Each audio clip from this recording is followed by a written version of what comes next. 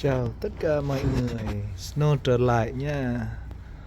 Năm 2015 giờ 2025, Snow đã trở lại đây. Đó, đây là Snow ở Melbourne. Này, Snow bắt đầu rơi.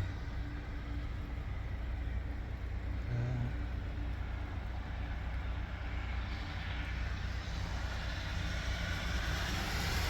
Đây là Snow rồi. Rất là lạnh. Ok, mình đang ở trong nhà nên mình sợ lạnh. Đang quay cho mọi người cùng xem nha. Ok. Đó, Snow càng rơi nha.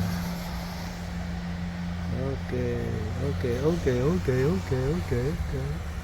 Hello, lại là mình đây mọi người. Bây giờ là 9 giờ. Giờ nhìn thấy nó rơi quá nhiều luôn này. Đó. Ôi trời ơi. Quá là tuyệt vời này.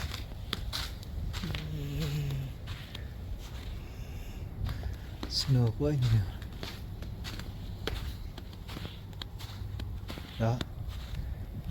Đó thấy. Ôi trời ơi. Yeah, mình đây. Wow. Wow, snow rơi, snow rơi. Thấy không? Oh yeah. Oh yeah. Bắt đầu quay snow. Snow đây. Đây hết cái xe. Ủa, thế hết là snow.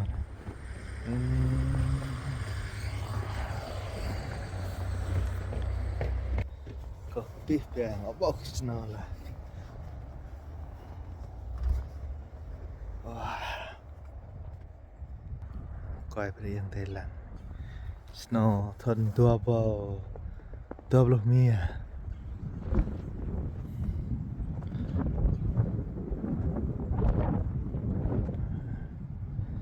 Ủa. Đây snow quá trời quá đất. Ôi trời.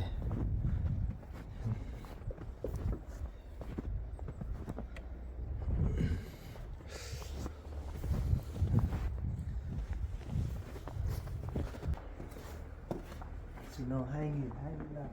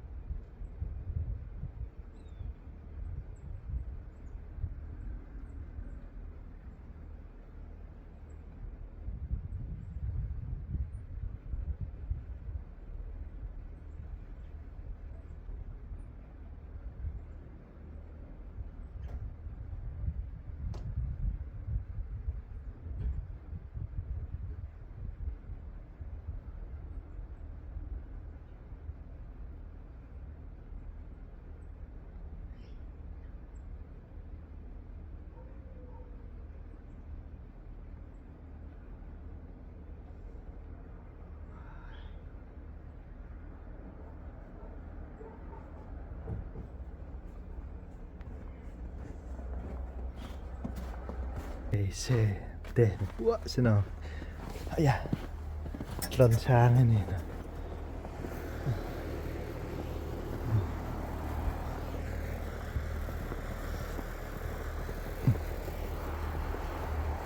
lần sang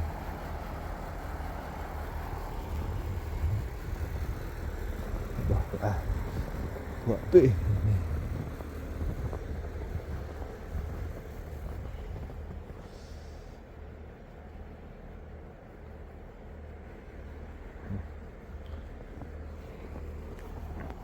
xe đạp có cái quẹt này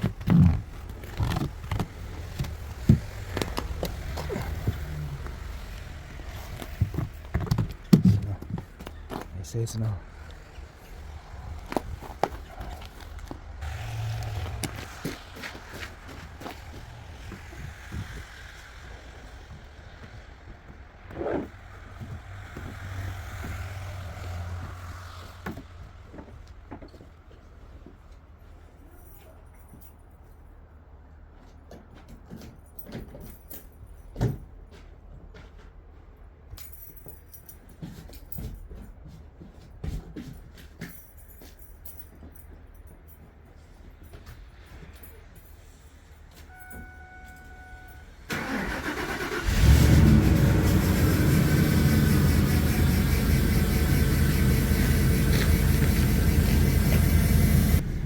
bên trong xe này, tới thường.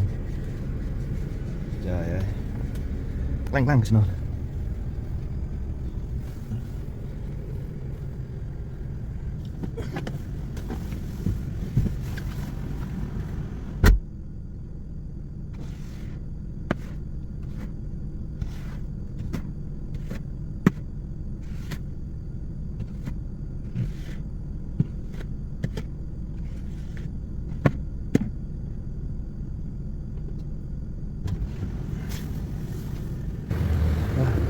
Quét từ từ.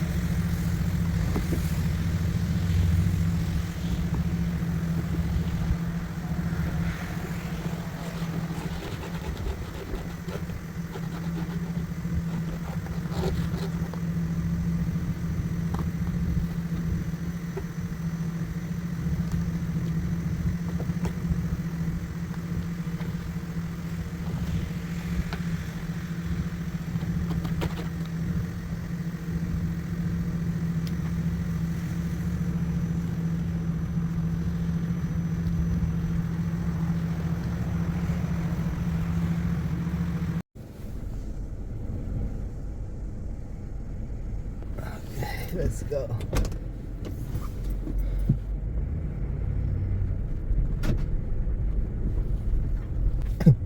No.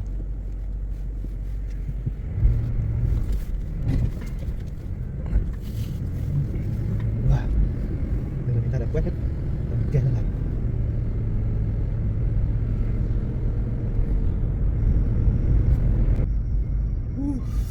Cool. Đây, quay cho tất cả mọi người cùng xem. Đây.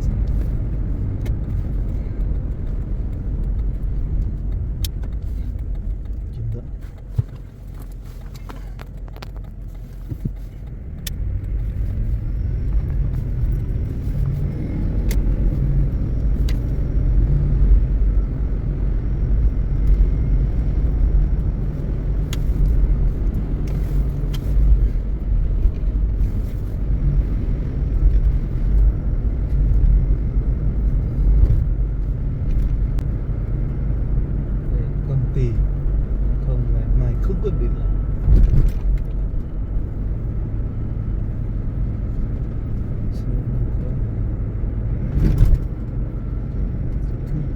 Snow.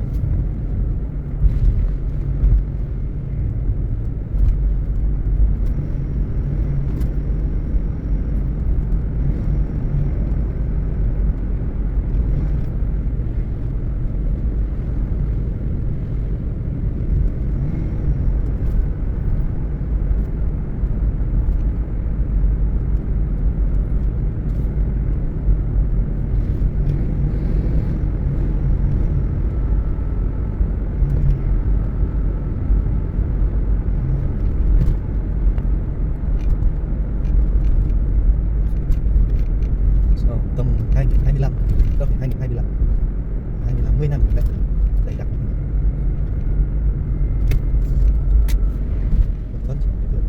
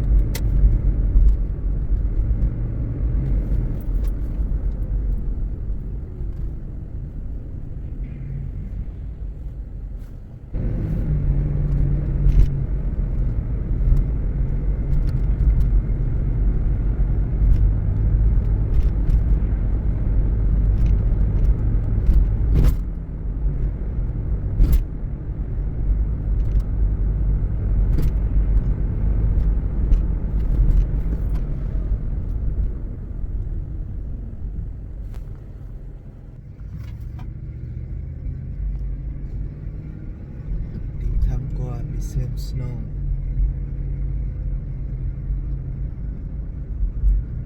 Cảnh xe lòng vòng xem snow đẹp đậm bậc.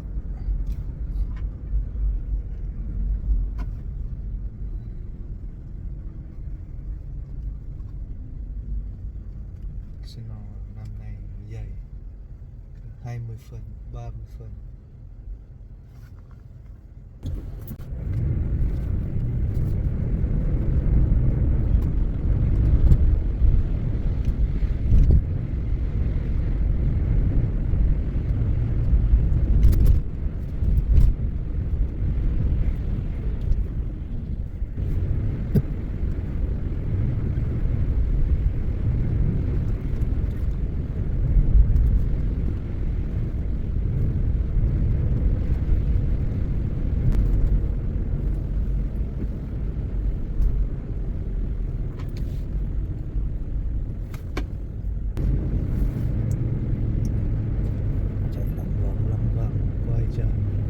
Tất cả mọi người cùng xem.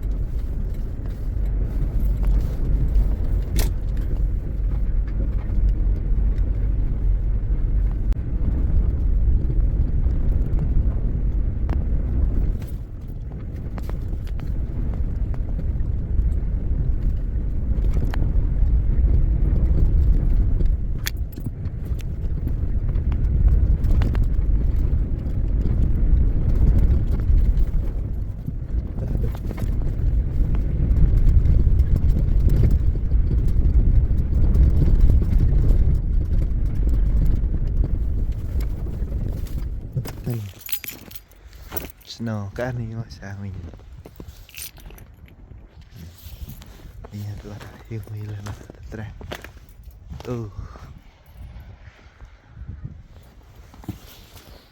ok.